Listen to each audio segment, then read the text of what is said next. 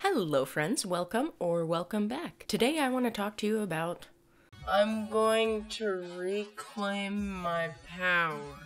And boom goes the dynamite.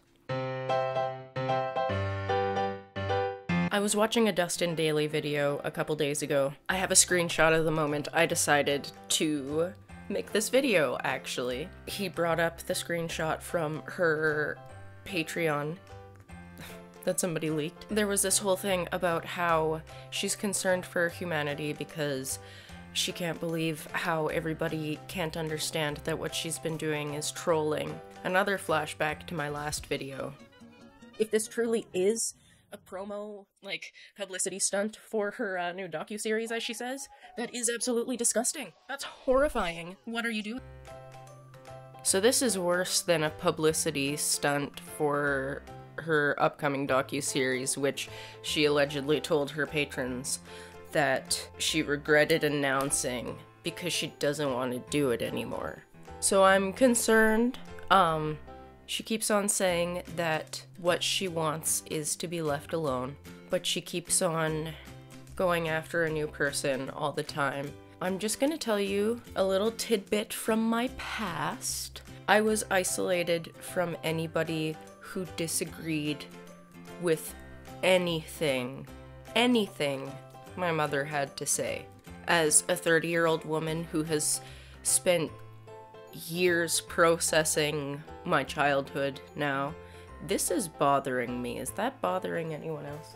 I've done a lot of work on myself to become the person that I needed when I was younger. Perhaps this is my mother's legacy. Anyone watching this who recognizes behaviors in this whole situation that, perhaps someone in your life is the same way, there's an explanation for it, and everything is not always your fault. The person in your life who is behaving this way is not a perpetual victim anywhere except for the space between their ears because of things that they've yet to work out for themselves, because trauma recovery is a lot of hard work. I think that Gabbie thinks that she's completely fine and she's never been better, and that she's finally, for once, not going through something. However, that last line in that Patreon post, something about how it feels good to be in control, that was the moment I knew this is someone who has never had control over anything in their life,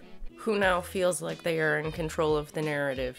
And that has proven to be a very dangerous thing over the past, few weeks. And I just don't know if she recognizes. No, she says she's trolling, but that's not trolling. I am not a medical professional, but I would like to ask one if this is bordering on narcissistic abuse territory, that thing that she's throwing around all the time. An example of that is not the way that she is using the term, and gaslighting is not the way that she has been using the term. A couple of personal anecdotes to kind of give examples of true gaslighting and true narcissistic abuse. I'm not trying to plug my Patreon, but I'm also not trying to tell the whole story in this video. So there's a post about this incident I'm going to talk about on my Patreon. If you want to read it, it's there. I'll put a link to it in the description. There was an incident that became physical. It was then framed to me in a way that was not accurate. Long story short, there were conversations after the incident that I was not a part of, obviously, because I wasn't there. I don't know what went down. But the next day, it was as if my mother did not remember. She didn't remember her involvement. All she remembered was a completely different thing that was not the case. So, realistically, to avoid the pain of processing it, I think I've just kind of settled on her mental illness made her block it out. It was a traumatic event for her, so she blocked it out. She truly didn't remember. There's no way. Because she remembered the time that I lost a $20 bill when I was a kid and would bring it up into my adulthood. And the thing is, I didn't lose the $20 bill. I spent it at the Scholastic Book Fair. Not sponsored, obviously. On books I didn't think she would approve of. It was a Pokemon book, by the way. Attack of the Prehistoric Pokemon. Yeah. Anyway, she would bring it up in moments of needing to prove how incompetent I was. So, it's harder for me to buy now in this moment as I sit here fidgeting and thinking to myself finally about it. She was gaslighting me. Right? Anyway, the point is, gaslighting is trying to convince someone that their perception of the situation is misaligned, if that makes sense. Trying to convince someone they're crazy is what I'm to come out on top is basically what I'm trying to avoid saying. It's spooky to me personally, given my own personal history. I'm noticing familiar patterns. Play Familiar Patterns by Pup. If you find that everybody is bullying you all the time and that you're feeling attacked and dehumanized, I want you to do your future self a favor. Instead of rolling with the riffraff, something I had to get really good at is examining my emotions and kind of exploring that and being really honest with myself. And a thing that I truly, to this day, thank past me for. I decided day one of therapy that I couldn't afford, like, spiritually and time-wise and financially, to not be honest. I've been thinking this for years. I don't think Gabbie is honest with her therapist. Either that or she doesn't have a very good therapist. I don't know what's going to happen next, but the fact that she has been so blatantly misgendering Trisha Paytas says a lot to the trans and non-binary communities, which to me says a lot about her respect for people in general. The fact that she acknowledged the misgendering and then after that continues to use the wrong pronouns. Isn't that kind of something that a high school fucking bully would do?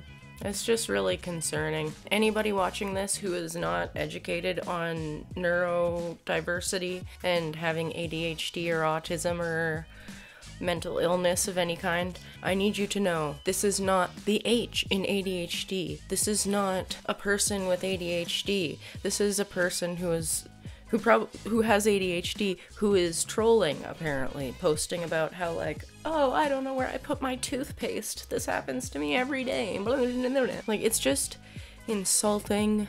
And the fact that she, was like, your tone indicators are stupid on Twitter a while back, and now she is triggered by this, harsh and lengthy series of videos critiquing her work. That's triggering for somebody who has complex trauma. Of course it is. That does not entitle her to go on this rampage. However, I don't think there is anybody in her life stopping her from spiraling. So that's not great.